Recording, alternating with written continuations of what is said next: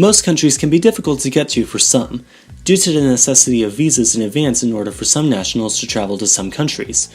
Iran is certainly no exception to this rule, but little Kish Island is. Well, so is Dominica and Andorra and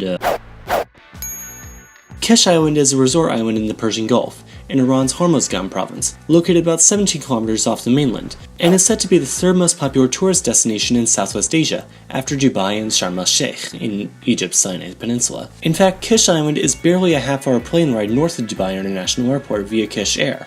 Geez, that's the same length as the flight between Portland and Seattle. Kish Island is widely known for being a consumer's paradise, and has a warm climate with plenty of activities on the beaches and in the shops, but those aren't the only reasons why tourists come, as it has something else up its sleeves.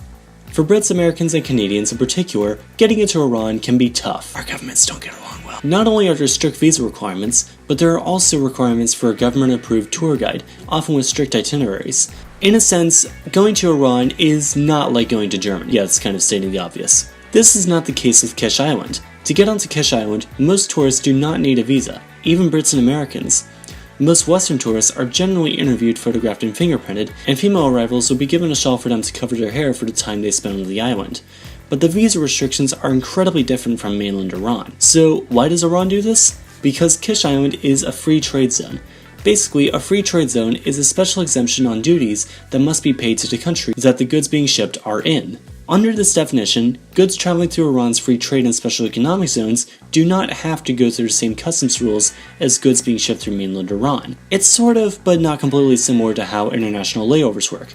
Traveling from London to Singapore via Dubai, one does not have to actually scratch that. It's kind of more like how Guam's visa policy differs from the rest of the US, and travelers going between Guam and the mainland US still have to go through customs, despite the America. Basically, your people need visas and your goods need taxes. Also, your people need taxes and your goods need visas. Also, your visas need taxes and your people need goods. Oh my god, is that actually all true? Kish Island is basically just a duty-free shopping center, but that has still attracted plenty from around the world. The airport was even designed to handle the Concorde. In a sense, one of the appeals of Kish Island could essentially be how it's an easy way to visit Iran, even if you can't exactly visit the mainland that easily. It's kind of like how one of Canada's biggest tourist attractions is its interesting characteristic of not being America. This is a practice called sovereignty tourism.